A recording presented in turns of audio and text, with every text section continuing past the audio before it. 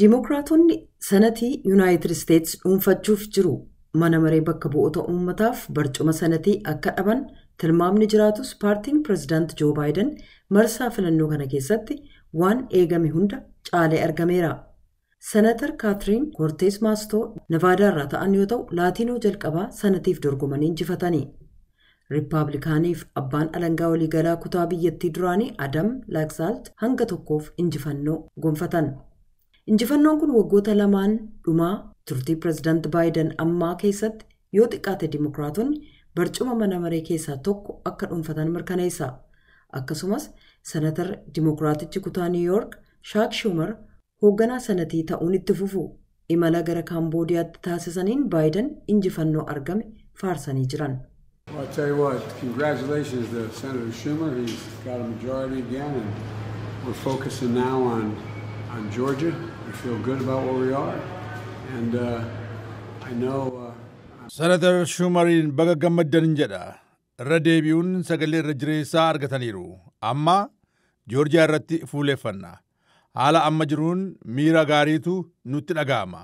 Ani nama abdii guddaa qabu ta'uu koo nan beeka. Sana nan hubadha. Hirmaannaan ture naan ajaa'ibne. Ga'umsa kaadhimamaa ka jedhu filannoo kana keessatti mata duree irra deddeebi'amee mul'ate yoo ta'u, hoogganaan sanatii ka paartii Riippaabilikaanotaa Mitch McConnell kanaan dura kanneen biroonis kan isaanitti makaman kaadhimamaa paartii ofii qeeqaniidha. Candidate quality matters.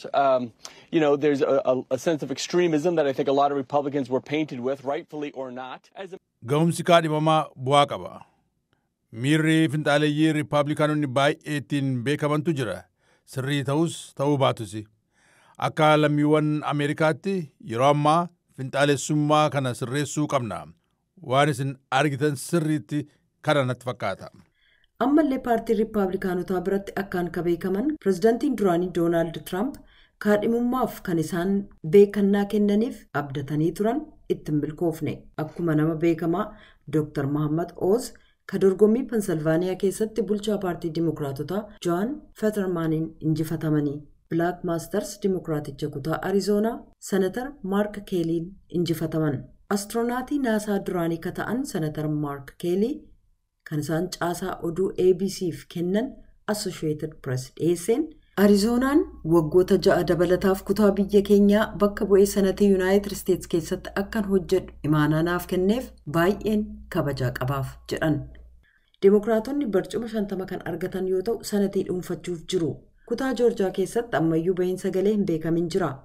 Mana maree bakka bu'oota uummataa dhuunfachuuf sagalee lakkaa'ame kan hin dhumne yoo ta'u garuu Riippaabilikaanonni Koongiresii dhuunfachuuf ka barbaachisu barcuma 218 argachuu malu. Afaan yaa'ii mana maree bakka bu'oota uummataa Naansii Peloosii dilbata darbe caasaa oduu ABC'f akkas jedhan. Whatever the outcome, we're on the path to taking our country to a better place than was being dragged. Bu'aansaa maaliyyuu yoo ta'e biyya keenya gara bakka gaariitti geessuuf karaarra jirra kan gama biraatiin gad harkifamte caalaa jedhan. Sanatiin eenyu akka dhuunfatu murteessamus hojjettoonni filannoo waraqaa sagalee lakkaa'uu waan itti fufaniif biyyattiin ammallee eenyu akka mana maree bakka bu'oota uummataa to'atu beekuuf torban muraasni hafuu mala.